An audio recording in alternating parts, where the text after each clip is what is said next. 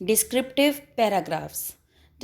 Descriptive paragraphs are an important tool in a writer's arsenal.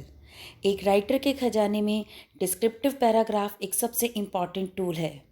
A good writer should be able to communicate details about any person, place, object or event with clarity and precision.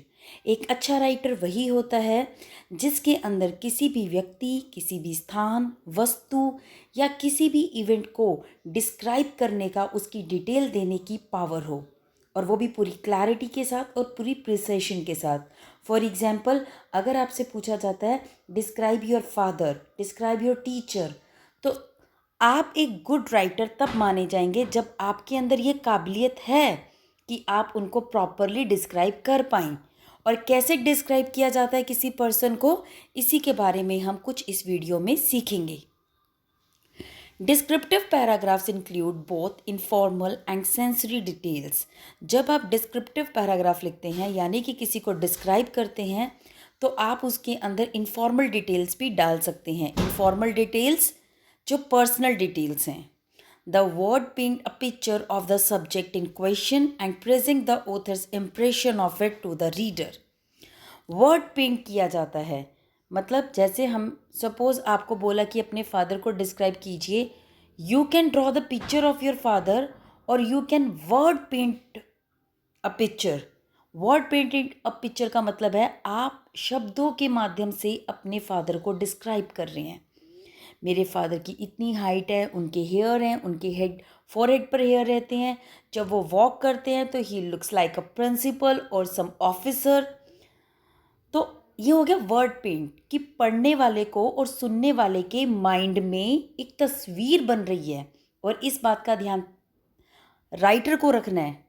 जब writer छोटी से छोटी detail को clarity के साथ बताएगा, तभी reader के या लिसनर के माइंड में पिक्चर आएगी.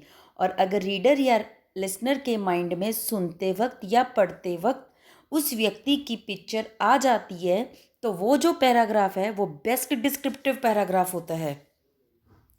The words paint a picture of the subject in questions and present the author's impression of it to the reader. Such paragraph also work with the feelings.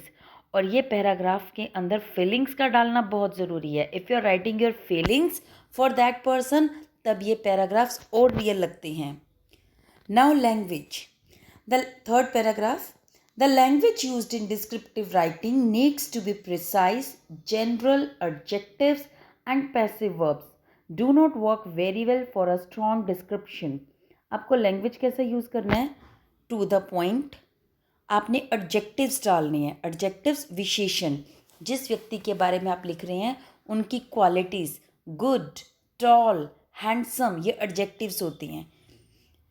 इन्हें हिंदी में कहते हैं विशेषण. आपको बहुत सारे एडजेक्टिव्स का यूज़ करना है, प्लस आपको पैसिव वर्ब्स लिखना है. एक्टिव पैसिव वॉइस होता है, तो ट्राई करना है पैसिव वॉइस में आपको सेंटेंसेस लिखनी है. और अगर कोई एक डिस्क्रिप्शन है जो बहुत स्ट्रॉन्ग है, तो उसके ऊपर बहुत ज़्यादा आपको टाइम नहीं लगाना कि पूरे पैराग्राफ में आप एक ही बात बता रहे हैं. सिर्फ आप सिर्फ हेयर्स को ही डिफ़ाइन कर रहे हैं या नेचर को ही डिफ़ाइन कर रहे हैं या हाइट को ही डिफ़ाइन कर रहे हैं. तो ऐसा नहीं करना कि किसी एक स्ट्रॉन्ग डिस्क्रिप्शन को पकड़कर पूरा का पूरा पैराग्राफ, पूरी एनर्जी उसी पर लगा दो. One must use strong action words and specific details in order to write an effective paragraph. फिर अगर आप चाहते हैं कि आपका पैराग्राफ इफेक्टिव हो, तो एक्शन वर्ड्स का यूज़ करना है. एक्शन वर्ड्स क्या होंगे? He works hard. ये वर्क्स हार्ड में हम उनकी एक्शन, उनकी वर्किंग बता रहे हैं. स्पेसिफिक डिटेल्स बतानी है. स्पेसिफिक डिटेल में क्या होगा कि वो नीडी पीपल की हेल्प करते हैं. वो अपने दिन का 1 घंटा नीडी पीपल की हेल्प पर स्पेंड करते हैं in order to write an effective paragraph. अगर आप स्पेसिफिक डिटेल लिखेंगे, एक्शन वर्ड्स लिखेंगे, तो आपका पैराग्राफ और इफेक्टिव बनेगा. Figure of speech. अलंकार such as similes, metaphors and analogies can be used to provide extra details. आप अलंकार यूज़ कर सकते हैं, आप सिमिलीज यूज़ कर सकते हैं, मेटाफर्स यूज़ कर सकते हैं, एनालॉजीज, ये होता है कंपैरिजन. फॉर एग्जांपल, मेरे फादर का जो मतलब सपोज़ मुझे उनकी वॉकिंग, मैंने अभी ऊपर बताया कि वो एक ऑफिसर की तरह वॉक करते हैं, उनकी जो लाइफ की एक रूटीन है वो एक मिलिट्री जनरल की तरह है, मिलिट्री ऑफिसर की तरह है। तो हियर आई एम कंपेयरिंग, ये कंपेयर करना, दीज आर अलंकार्स, figure of speech. Next, structuring the paragraph is an important skill to have. अब आप अपने पैराग्राफ को स्ट्रक्चर्स कैसे करेंगे? स्ट्रक्चर मतलब पहले कौन सा डिटेल लिखेंगे, फिर कौन सा लिखेंगे, फिर कौन सा लिखेंगे। ऐसा तो नहीं है कि फर्स्ट डिटेल लिखा, बार बार घुमाकर उसी डिटेल को बार बार लिखते जा रही हैं। तो ये बहुत ज़रूरी है कि आपके पैराग्राफ का एक प्रॉपर स्ट्रक्चर हो, एक प्रॉपर ओपनिंग हो, एक एक्सप्लेनेशन हो, एक एंडिंग हो। The paragraph should have a sense of narrative and progression behind it. Paragraph पढ़ते हुए पता लगना चाहिए कि अब आगे बढ़ा जा रहा है, धीरे धीरे आगे बढ़ रही है डिस्क्रिप्शन, और हमारे माइंड में जिस पर्सन को आप डिस्क्राइब कर रहे हैं उसको लेके क्लैरिटी और आ रही है। This helps immerse the readers further and makes the paragraph more readable. इससे पढ़ने वाला या सुनने वाला और खो जाता है आपके पैराग्राफ में, उसको सुनने में उसको एक इंटरेस्ट क्रिएट हो जाता है, और इसी पैराग्राफ को बोला जाता है इफेक्टिव पैराग्राफ। अब हम बात करेंगे रूल्स, यानी कि फॉर्मेट। जैसे हम नोटिस का फॉर्मेट करते हैं, लेटर का फॉर्मेट करते हैं कि पहले सेल्फ एड्रेस लिखना है, ऐसे ही हमारे यहाँ पे इसका फॉर्मेट, इसका लेआउट क्या है उसकी बात करेंगे। क्या लिखना है वो हम देख चुके हैं, कैसे लिखना है अब हम वो देखेंगे। There are no hard rules regarding the layout of a descriptive paragraph, but it helps to keep the following in mind.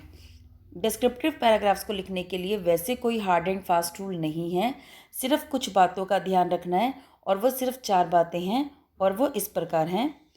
Add a clear and concise title introducing the main topic of the paragraph.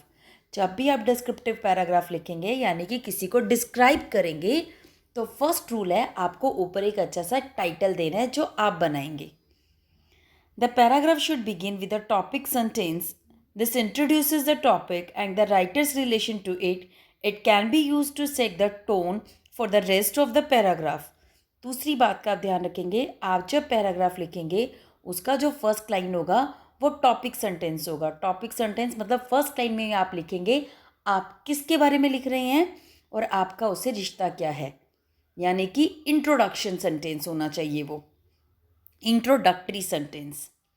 Number 3, the body of the paragraph should be use to provide the reader with a vivid picture of the topic.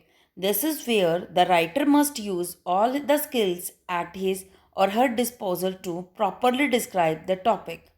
अब जब अंदर उसके आप material लिखेंगे, उसके अंदर आपको अपनी पूरी स्किल, मेहनत लगा देनी है। आप जिस भी व्यक्ति को डिस्क्राइब कर रहे हैं, पर्सन को डिस्क्राइब कर रहे हैं, उसकी एक क्लियर पिक्चर माइंड में, लिसनर के माइंड में आ जानी चाहिए। The conclusion sums up the paragraph and emphasises the main idea. जो आप अपने पैराग्राफ को एंड करेंगे, सेंटेंस का कंक्लूजन, पैराग्राफ का लास्ट सेंटेंस जो लिखेंगे वो ऐसा होना चाहिए जैसे कि आप एंडिंग कर रहे हैं, सम अप कर रहे हैं, कंक्लूजन कर रहे हैं। तो उसको लिखते वक्त आपने उस व्यक्ति के बारे में जो आपके दिमाग में मेन आइडिया है उस पर जोर डालना है। The conclusion should be memorable and land a sense of completion to the paragraph. वो लास्ट सेंटेंस ऐसा होना चाहिए कि पढ़ने पर रीडर को लगे कि अब ये एंड हो गया है, तो वो एंडिंग करने वाला सेंटेंस होना भी चाहिए। Next slide.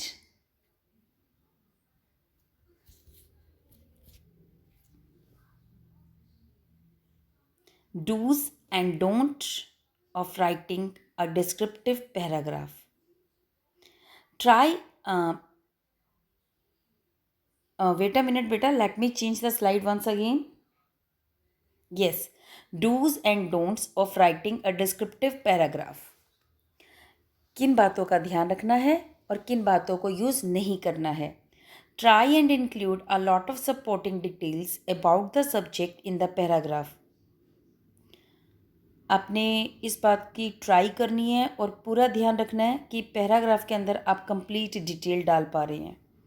Use analogies, similes and metaphors where appropriate to enhance the readability of the paragraph.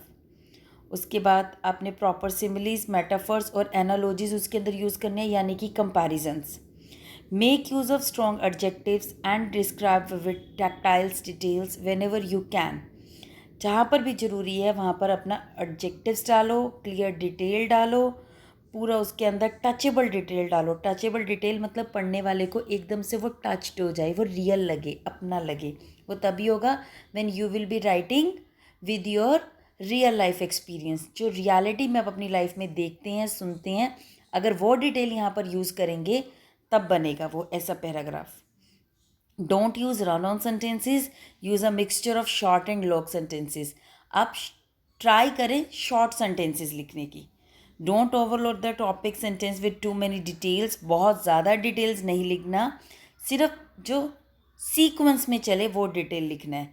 Take your time and move from one detail to the other in an organised manner. Organised manner क्या होता है बेटा? जैसे पहले body define किया, फिर education define किया, फिर वर्किंग डिफाइन किया, फिर फैमिली लाइफ डिफाइन किया, और फिर एंड में अपना कंक्लूजन दे दिया कि thus it is clear that my father is the greatest man on this earth. तो वो कंक्लूजन हो गया, एंडिंग हो गया प्रॉपर ऑर्गेनाइज्ड मैनर में। So this is the video.